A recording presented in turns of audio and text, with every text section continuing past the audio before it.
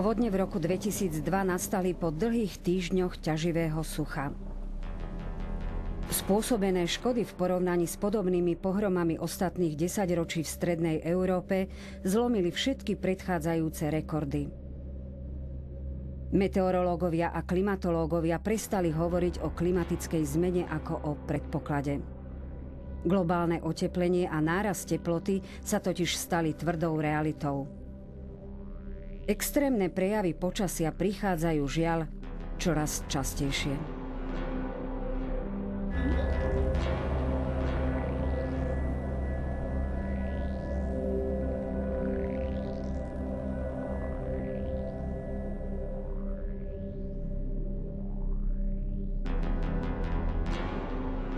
Príčina tejto klimatickej zmeny je antropogénna, čiže spôsobená ľudskou činnosťou. Podpísať sa pod ňu môže hlavne zmena chemického zloženia atmosféry, to je vypúšťanie skleníkových plynov, najmä oxidu uhličitého. Ak pôjde všetko tak ako doteraz a ľudstvo neprijme žiadne závažné opatrenia, tak sa môže stať, že o 100 rokov bude emitovať do atmosféry 35 miliárd tón uhlíka a že o 100 rokov globálny priemer teploty vzduchu bude o 5,8 stupňa vyšší ako teraz a to by bola skutočne veľká katastrofa.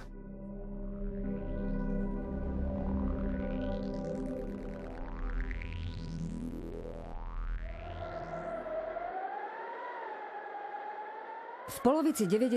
rokov vo vedeckej obci prevládol názor, že dominantnou príčinou otepľovania je zvyšujúci sa obsah skleníkových plynov. Jenom skleníkové plyny pouze na vině nejsou. Na vině jsme tím, že na velkých plochách odstraňujeme vodu a místo chládku lesa tady máme vlastně horko, jde přes den horko a přes noc zimu, stepy a Sahary. Na základě našich měření asi od roku 1983 se domníváme, že minimálně stejně důležitým faktorem, který zvětšuje skleníkový efekt, je nedostatek rostlin na povrchu země, případně nedostatek vody pro vypařování. Práve voda vo všetkých svojich formách dokáže podnebie regulovať a naše prostredie ochladzovať. Naviac každá molekula vodnej pary pohlcuje aj skleníkové plyny.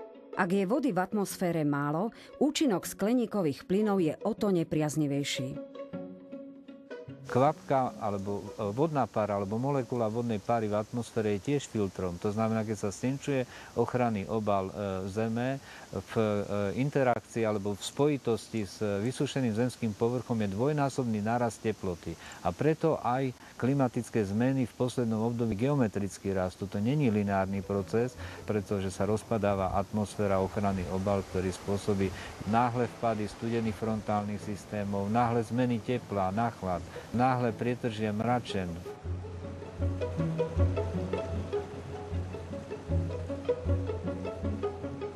Meteorológovia na Slovensku analyzujú počasie od roku 1871. Kým za 120 rokov zaznamenali 3 extrémne roky, z poslednej dekády 20. storočia, teda od roku 1990 do roku 2000, bolo 7 rokov s extrémnymi výkyvmi počasia, sprevádzanými suchom a povodňami. Na přelomu let 91 až 92 jsme na našem území poprvé spozorovali změnu chodu počasí v tom smyslu, že byla velice tuhá zima a po ní následovalo úplně abnormálně suché a horké léto. A počínaje tímto dvojletím až do dnešní doby se počasí, řeklo by se, zbláznilo.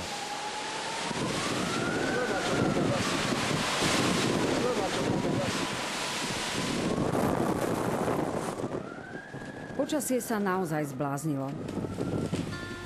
Väčšina Európy podľa mapy klimatických pásiem patrí do mierneho pásma. Preň sú charakteristické rovnomerne rozložené zrážky či odlišné 4-ročné obdobia.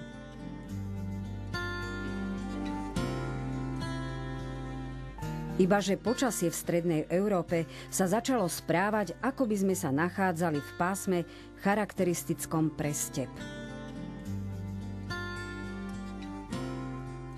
Z našich měření A z pozorování družic se zdá, že problém má minimálně celoevropský rozměr, protože nejen naše země byla odvodněná, ale byly odvodněny všechny sousední země.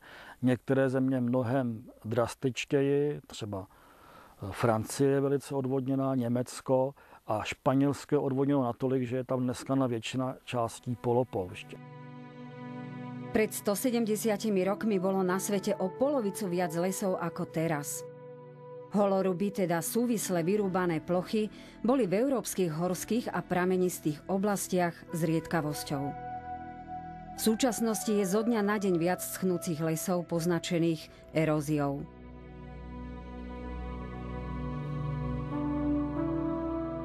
Poľnohospodárska krajina bola ešte v minulom storočí popredkávaná remískami stromov a krov, ktoré takisto prispievali k zavodneniu krajiny. Roľníci na malých políčkach mohli orať po vrstevnici, o čom svedčia dodnes zachované terasy v niektorých regiónoch Slovenska.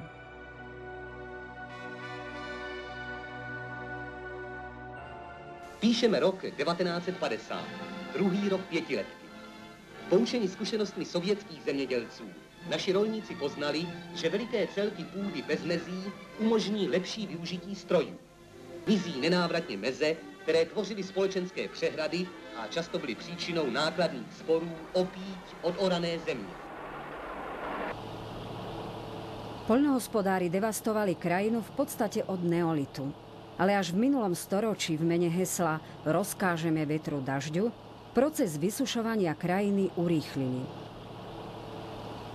V Československu poľnohospodári od 50. rokov scelili viac ako 70% drobných políčok, zväčša na obrovské obilné lány. Začala sa vo veľkom pestovať vyšľachtená stepná tráva. Člověk v té podobě, skoro jako jsme teď, je na Zemi více jak 1 000 000 let. Ale zemědělství provozuje pouze 10 000 let. A za těch 10 000 let řada civilizací zanikla. Vidíme obrázky z Afganistánu, vidíme obrázky z bývalé Mezopotámie, což je Irán, Irák. To proto, že zemědělství je založeno na stepních rostlinách a stepní rostlina nesnese zatopení a musíme jí stepní podmínky připravit a my je připravujeme v celé krajině, čili krajinu odvodňujeme, měníme v step. Bývalé Československo vymienialo po vojne obilie za ruskú ropu. A tak sa pestovanie tejto stepnej plodiny stalo jednou z najvýznamnejších politických a obchodných objednávok. V honbe za úrodami vytváralo preň tie najvhodnejšie podmienky, ako inak nevyhnutné pre step. Hlboko do zeme sa zavádzali drenážne rúrky, ktoré pomáhali pôde zbaviť sa vlhkosti. Z nich sa voda odvádzala do napriamených kanálov. Na východoslovenskej a podunajskej nížine sa voda dokonca odčerpávala a mohla tak čo najskôr otieť z územia. V tom čase si hádam nikto neuvedomoval, že vytváraním stepného prostredia sa aj podnebie môže časom meniť na suché, aké v stepi prevláda.